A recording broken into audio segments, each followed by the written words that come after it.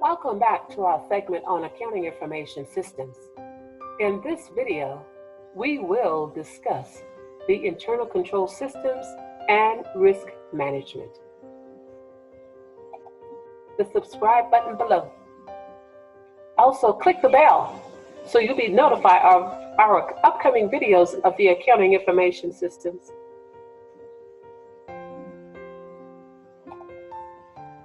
The goals of this video are to 1. Discuss the primary control frameworks commonly used in organizations. 2. Identify the components of an internal control system. 3. Explain the importance of enterprise risk management and the impact this has on internal controls. 4. Understand the importance of Committee of Sponsoring Organizations of the Treadway Commission, which is called COSO, and control objectives for information and related technologies, which we call COBIT, with respect to internal control systems. 5. Distinguish between preventive, detective, and corrective controls. And finally, we will summarize the various methods used to analyze internal control decisions. Here's an outline of what we will be discussing in this video. The 1992 COSO Committee Sponsoring Organization of the Treadway Commission, updates on risk assessment, examples of control activities, update on monitoring, the 2011 COBIT version 5, types of controls, and evaluating controls. So what is internal control system? Well, internal control describes the policies, the plans and procedures implemented by management of an organization to protect its assets, to ensure accuracy and completeness of its financial information, and to meet its business objectives. Usually, the people involved in this effort are the entity's board of directors, the management, and other key personnel in the firm. The reason why this is important is that these individuals want reasonable assurance that the goals and objectives of the organization can be achieved.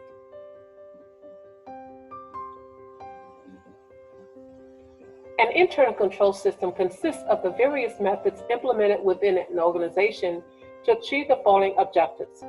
1. Safeguard assets. 2. Check the accuracy and the reliability of accounting data. 3. Promote operational efficiency. And 4. Enforce prescribed managerial policies. An organization that achieves these 4 objectives is typically one with good corporate governance, which means managing an organization in a fair, transparent, and accountable manner to protect the interests of all stakeholders groups. Now, in this next slide, we will discuss the history of key laws, professional guidance, and reports that focus on internal controls and risk management, such as the 1992 COSO report, 2013 report, 2004 COSO, ERM, the 1992 COBIT, 2012 COBIT version 5, and of course the Sarbanes-Oxley Act, Section 404.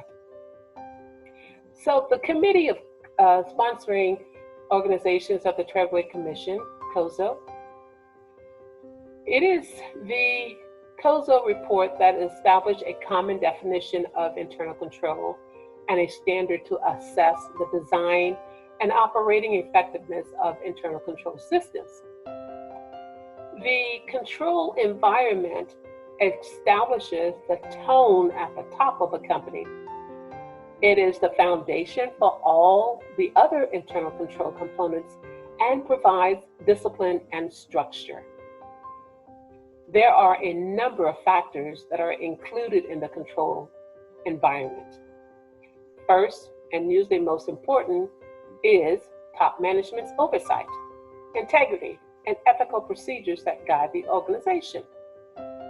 Now, this includes the attention and direction provided by the board of directors, as well as top management's philosophy and operating style. Equally important are the policies and procedures management develops to assign authority and responsibility across the organization, as well as their policies for developing employees. It is not possible or even desirable to install controls for every possible risk or threat. The purpose of risk assessment is to identify organizational risk, analyze their potential in terms of cost and likelihood of occurrence, and implement only those controls whose projected benefits outweigh their costs. A general rule is, the more liquid an asset, the greater the risk of its misappropriation. To compensate for this increased risk, stronger controls are required. The 2013 COSA report recommends the use of a cost-benefit analysis to determine whether the cost to implement a specific control procedure is beneficial enough to spend the money. Control activities include a wide variety of activities throughout the firm and are typically a combination of manual and automated controls. Some examples of these activities are approvals, authorizations, verifications, reconciliations, reviews of operating performance, and segregation of duties. Through properly designed and implemented control activities, management will have more confidence that assets are being safeguarded and that the accounting data processed by the accounting system are reliable.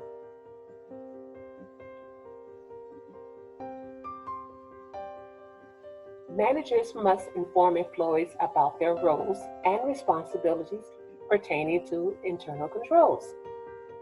Now, this might include giving them documents such as policies and procedure manuals and/or posting memorandum on the company's intranet. This could also include training sessions for entry-level personnel and then annual refresher training for continuing employees. Regardless of the method, all employees need to understand how important their work is, how it relates to the work of other employees in the firm, and how that relates to strong internal controls. The evaluation of internal controls should be a continuous process. Managers at various levels in the organization must evaluate the design and operation of controls and then initiate corrective actions when specific controls are not functioning properly. Now, this could include daily observations and scrutiny, or management might prefer regularly scheduled evaluations. The scope and frequency of evaluation depend to a large extent on management's assessment of the risk the firm faces.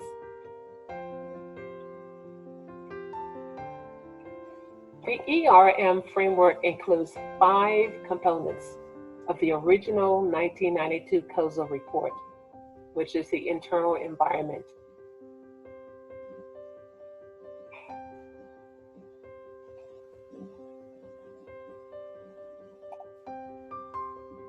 I'll say that again. The Enterprise Risk Management Framework includes 5 components of the original 1992 COSA report. They are risk assessment, information and communication, control activities, and they added 3 additional components, which are objective setting, event identification, and risk response. The next slide you will see will present the ERM Cube with all 8 components. The Enterprise Risk Management Framework includes the 5 components of the original 1992 COSA report, as I stated earlier. Risk assessment, control activities, information and communications, and monitoring.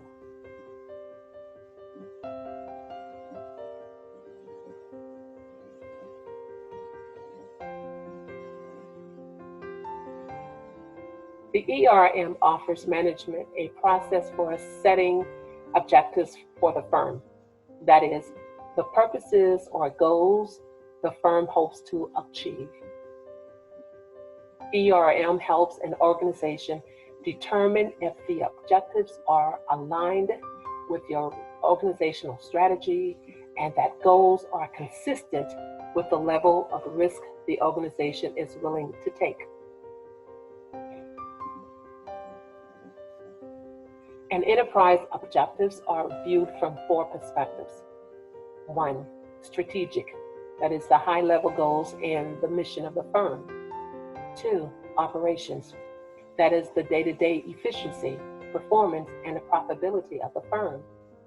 3, reporting, that is the internal and external reporting of the firm. And 4, compliance, which is the adherence to laws and regulations.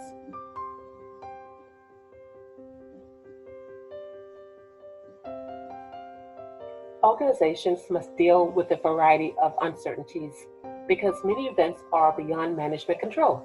Examples include disruptive technologies, national disasters, wars, unexpected actions of competitors, and changing conditions in the marketplace. However, it is critical for management to identify these external risks as quickly as possible and then consider internal and external factors regarding each event that might affect its strategy and achievement of objectives. Depending on the type or nature of events, management might be able to group some of them together and begin to detect trends that may help with risk assessment.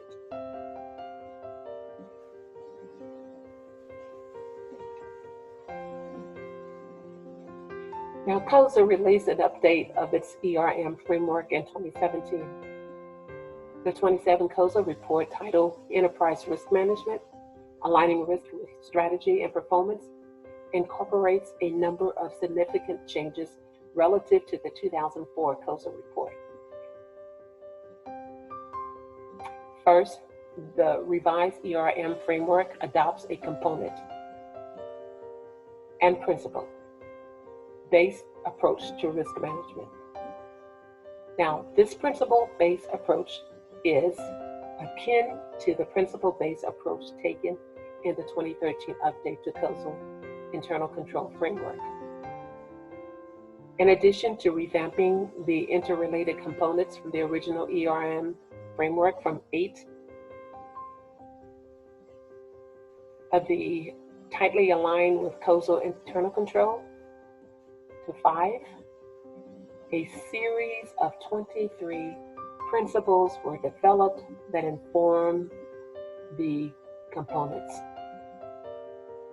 The 23 principles collectively articulate effective risk management practices. Second, the revised ERM framework offers a simplified definition of ERM and more effectively aligns risk and value. In essence, the revised definition of risk is more readily understood by non-accounting and risk management professionals and more closely aligns risk management with value creation, strategy, setting, and business objectives.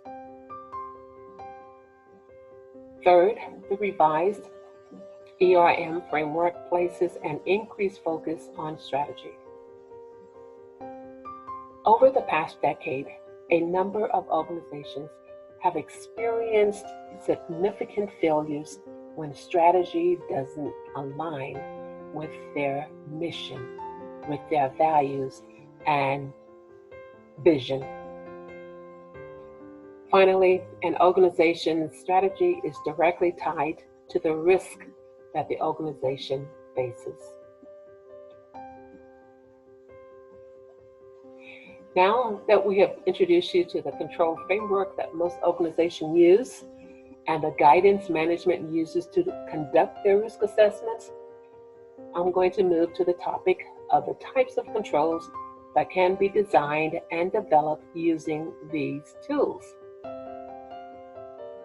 Because each organization's accounting system and business processes are unique, there are no standardized control policies and procedures that will work for every company. This means that each organization designs and implements specific controls based on its particular needs. However, certain control activities are common to every organization's internal control system. The ones that we will examine here are: 1, a good audit trail, sound personnel policies and practices, separation of duties, physical protection of assets, reviews of operating performances, and timely performance reports.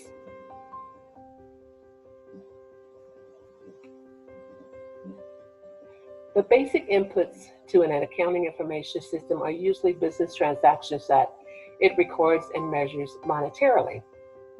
A good audit trail enables auditors to follow the path of the data from the initial source documents, for example, a sales invoice, to the final disposition of the data on a report.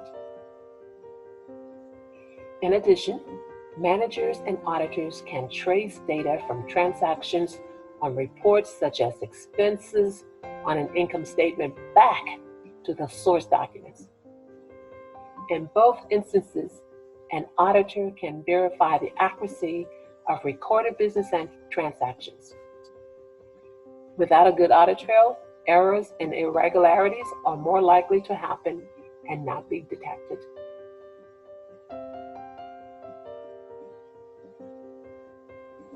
To establish its audit trail, a company needs a policy and procedure manual that includes the following items: a chart of accounts that describes the purpose of each general ledger account so that employee enter the debit and credits of the accounting transaction in the correct accounts.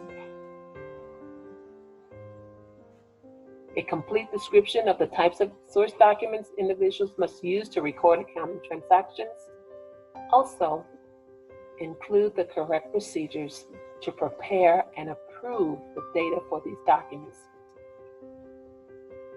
Also, a comprehensive description of the authority and responsibility assigned to each individual.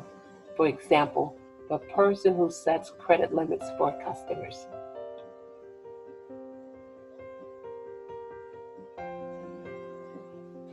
Employees at every level of a company are a very important part of the company's system of internal control. This is becoming increasingly obvious as managers downsize and right-size their organizations to streamline operations and cut costs. Consequently, there are fewer employees, and these employees have more responsibility and oversight than in the past. The obvious result is that the opportunity for misappropriation is greater than before. In addition, the capabilities of a company's employees directly affect the quality of the goods and services provided by the company. In general, competent and honest employees are more likely to help create value for an organization. Employees work with organizational assets, such as handling cash, producing products, acquiring and issuing inventory, and using equipment.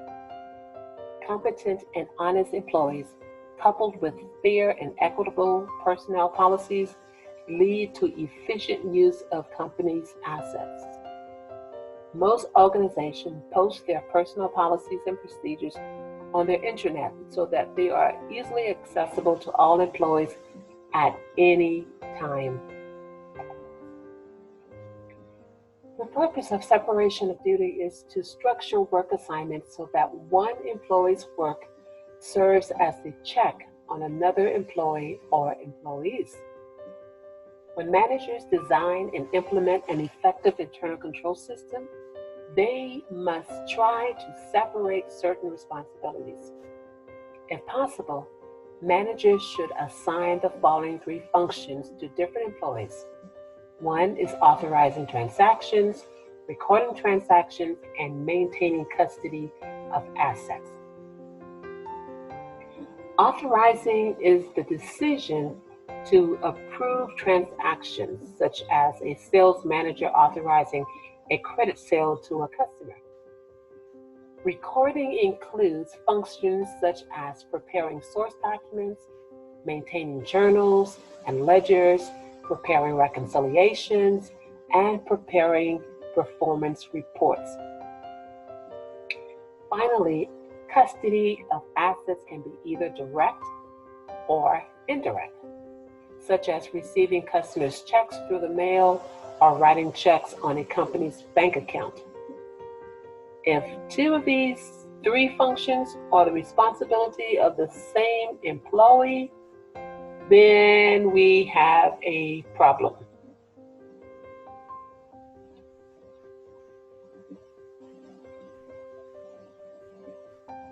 A vital control activity that should be a part of every organization's internal control system is the physical protection of its assets. Beyond simple protection from the elements, the most common control is to establish accountability for the assets with custody documents. The most common control is to establish accountability for the assets with custody documents. 3 application areas for this are 1, inventory controls, 2, document controls, and cash controls. To protect inventory, organizations keep it in a storage area accessible only to employees with custodial responsibility for the inventory assets. Similarly, when purchasing inventory from vendors, another procedure is to require that each shipment of inventory be delivered directly to the storage area. When the shipment arrives, employees prepare a receiving report or source document, most likely generated on a computer or mobile device. Now, certain organizational documents are themselves valuable and must therefore be protected. For example, corporate charter, major contracts with companies, blank checks, registration statements that are required by the SEC. For control purposes, many organizations keep such documents in fireproof safes or in rented storage vaults off-site.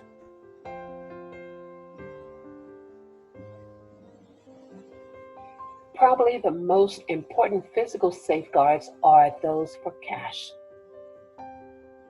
Now, this asset is the most susceptible to theft by employees and to human error when employees handle large amounts of it. In addition to the fidelity bond coverage for employees who handle cash, companies should also make the majority of cash disbursements for authorized expenditures by check rather than in cash, and deposit cash receipts daily to the bank. If a company has various small cash expenditures occurring during an accounting period, it is usually more efficient to pay cash for these expenditures than to write checks. For good operating efficiency, an organization should use a petty cash fund for small miscellaneous expenditures. To exercise control over this fund, one employee, called the petty cash custodian, should have the responsibility for handling petty cash transactions. This employee keeps the petty cash money in a locked box and is the only individual with access to the fund.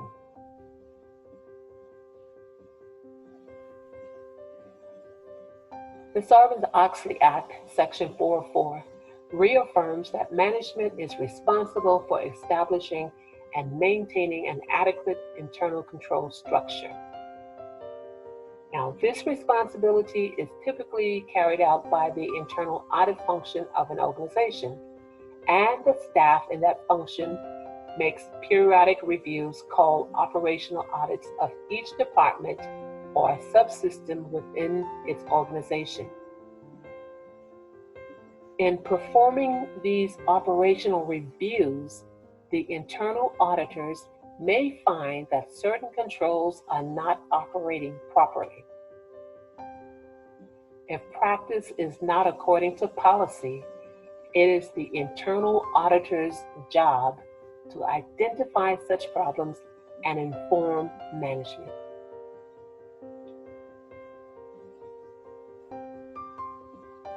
Since publishing the 1992 COSA report, COSA observed that many organizations did not fully understand the benefits and potential of effective monitoring. Therefore, organizations were not effectively using their monitoring results to support assessments of their internal control systems. As a result, COSA published Guidance on Monitoring Internal Control Systems, which more carefully explains the monitoring component of the 1992 COSA Report 17.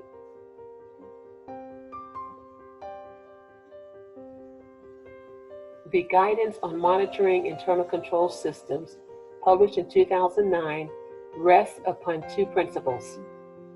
1. Ongoing and/or separate evaluations of internal controls help management determine whether the internal control system continues to function as expected over time.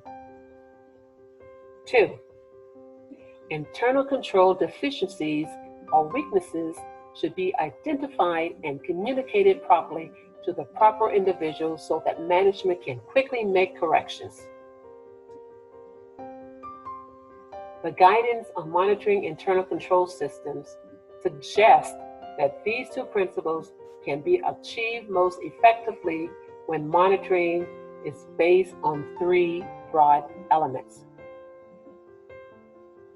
1. Establish a foundation for monitoring. 2. Design and execute monitoring procedures. 3. Assess and report the results of monitoring those key controls.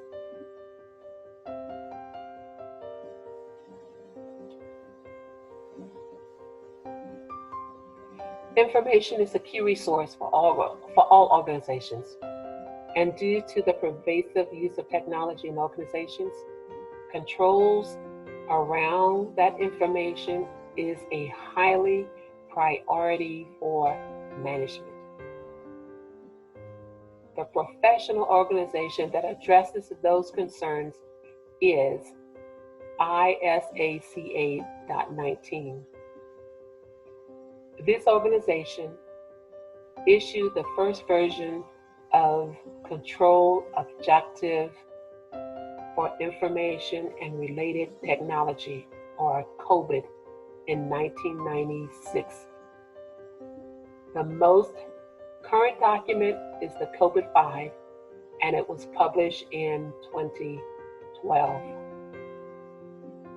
COVID-5 represents a shift from its prospective predecessor, the COVID 4.1, and provides a set of 5 principles which guide effective management and governance of information technology within the enterprise. And they are: meet stakeholders' needs. 2. Cover enterprise end to end. 3. Apply a single integrated framework. 4. Enable holistic approach. And 5. Separate governance from management.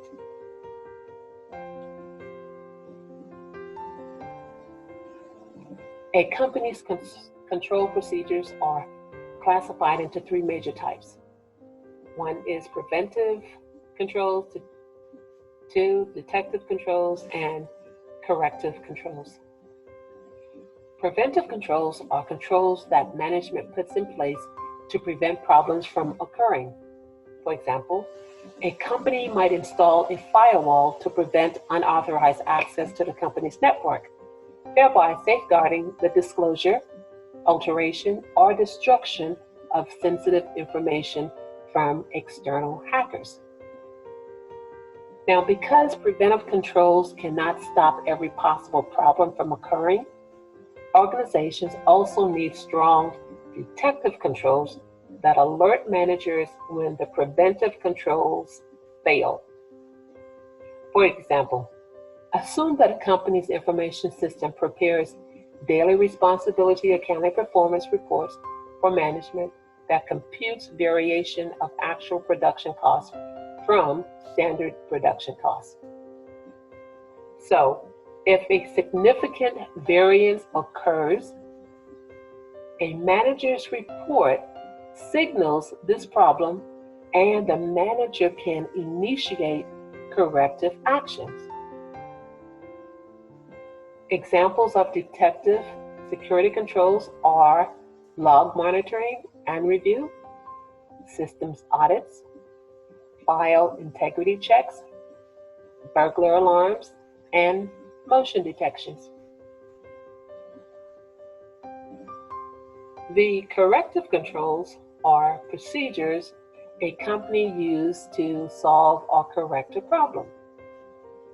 Organizations can initiate corrective actions only if corrective controls are in place.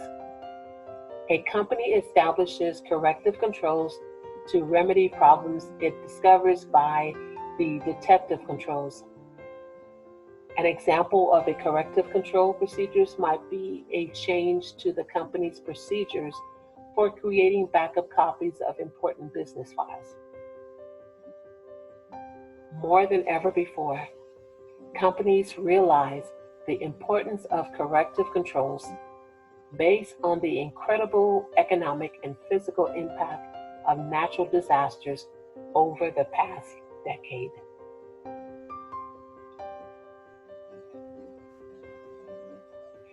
Now, once controls are in place, it is a wise practice for management to evaluate them. The Sarbanes-Oxley Act of 2002 significantly changed the way internal auditors and management view internal controls within an organization. In particular, Section 404 contains very specific actions that the management of a publicly traded company must perform each year with respect to the system of internal controls within the organization. Specifically, the annual financial report of the company must include a report on the firm's internal controls. This report must include the following: a statement that management acknowledges its responsibility for establishing and maintaining an accurate internal control structure and procedures for financial reporting. An assessment as of the end of the fiscal year of the effectiveness of the internal control structure and procedures for financial reporting. Also, an attestation by the company's auditors that the assessment made by the management is accurate.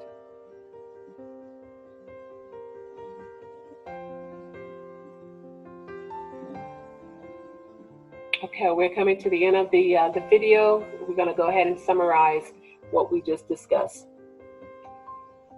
An organization's internal control system has four objectives. One is to safeguard assets, to check the accuracy and reliability of accounting data, to promote operational efficiency, and four, to encourage adherence to prescribed managerial policies. It is management's responsibility to develop an internal control system. The control environment, risk assessment, control activities, information and communication, and monitoring are the 5 interrelated components that make up an internal control system. There are 6 control activities an organization should have in their internal control system. 1, they must have a good audit trail. They must have sound personnel policies and practices. They must have separation of duties,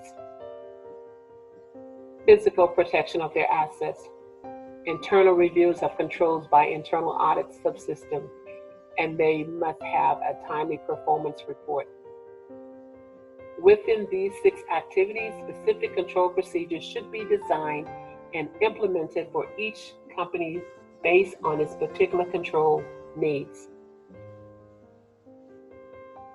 There are 3 types of controls. 1 is preventive, detective, and corrective controls. To develop an optimal internal control package, management should perform a cost-benefit analysis on each potential control procedure or consider a risk matrix if there are qualitative considerations that cannot be ignored.